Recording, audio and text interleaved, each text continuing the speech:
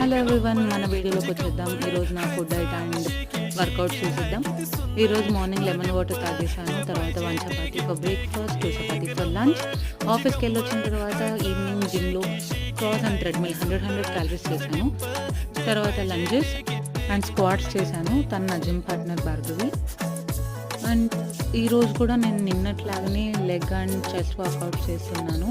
ఇక్కడ leg press వచ్చేసి నేను 90 కేజెస్, అది 25 + 20 అటువైపు ఇటువైపు. తర్వాత ఇది 75 కేజెస్ వరకు వెళ్ళాను, 65 నుంచి 75. తర్వాత అక్కడ ఉన్నాడు కదా, వాడి పేరు రాజు. నాకు జిమ్లో పెద్ద టైం పాస్ అసలు.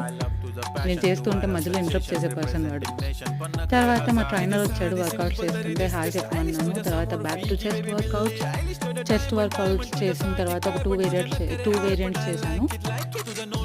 దెన్ రోప్ చేసి జిమ్ కంప్లీట్ అయింది. తర్వాత ఇంటికి వచ్చి పనసకాయ ఒలిచి అదే తిని పడుకున్నాను.